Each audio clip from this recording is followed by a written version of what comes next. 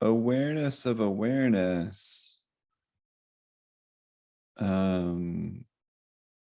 I think is a wonderful practice to explore and to deepen. I think it's helpful to like also have this experience of groundedness and mindfulness of the body, the elements, mindfulness of death, mindfulness of walking, and eating, and stuff like that. But awareness of awareness, after we have these foundational practices cultivated, awareness of awareness can help us to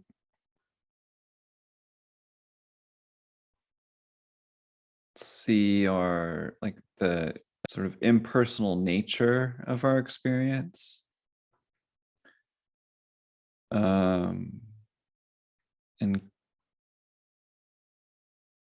And so, Janelle, you had this comment, awareness of awareness, is that similar to pay attention to your attention? Kind of. But it's not your attention. So it's not awareness of your awareness, because it's not fragmented to you. Like, it's awareness of awareness. And so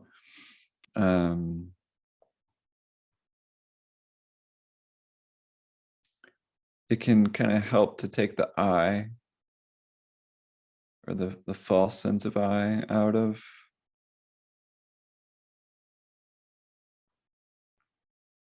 the equation. In classical terms, it can help dissolve a sense of conceit.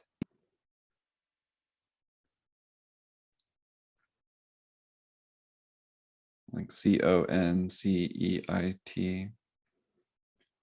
and can help increase equanimity, which is like the last stage of enlightenment. But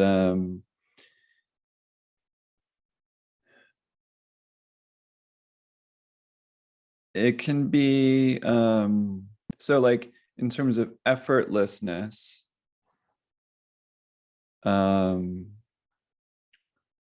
it can be quite freeing to take the I out of this practice. It's not me doing this practice. It's more like, oh, let me just release into this awareness. And it can feel quite spacious and freeing, and there's less of a me doing something for X or Y. But it's kind of like surrendering that sense of control, that false sense of control, and just kind of opening to being, opening to awareness, opening to this play, opening to this, like, not dream, but like this sense of like interbeing, this sense of sort of being in the midst of something greater. Like, there's still truth in the body, there's still truth in sort of this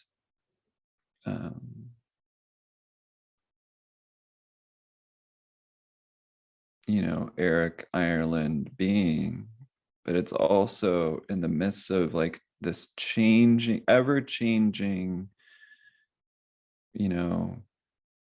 dance with the cosmos, where we're affected by it and we can have influence, but there's less of a me involved. Like, we're kind of tapping into something greater, and we can kind of look at ourselves from, a little bit more of a distance, if you will. We can kind of sense into what's outside ourselves with a little less rigid me-ness. We're just sensing, we're just being, we're just kind of surrendering into this awareness. Like, oh, I don't have to like do anything. I can just be aware. And I can bring awareness to the sort of underlying awareness, like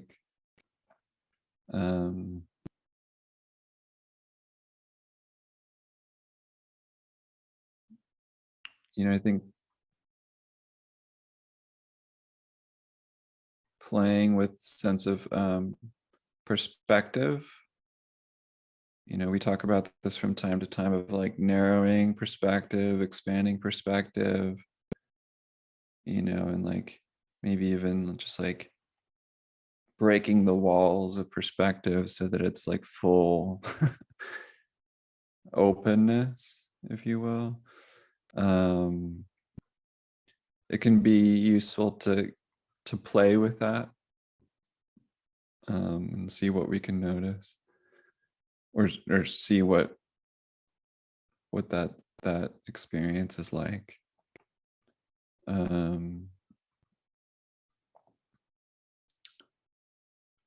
Usually, like if you're into this practice, you may want to look up Utejaniya if you haven't already. I'll write as Uteja. I think that's how you spell his name. I might be off by a letter, but he's Burmese. He has quite a few free books out.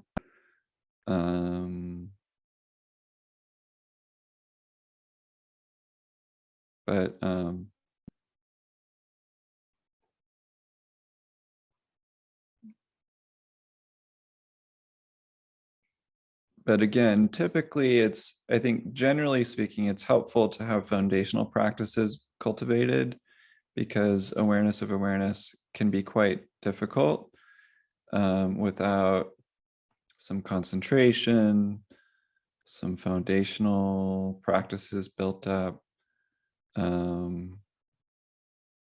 But it's something I want to explore more with our groups more.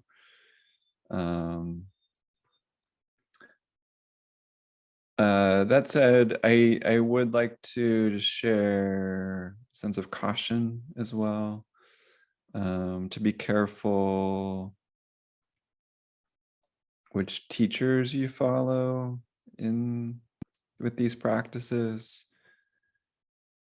Some teachers can be extremely heady with these practices. I'm not going to name names, but just to be careful. Like, the practice earlier was around balance. I strongly encourage balance with these practices: heart, body, head, broader awareness. It's like a lot of non-dual teachers. There's a lot of great ones, and a lot of teachers can point you down a path that may seem really useful, but over time we can lose our balance.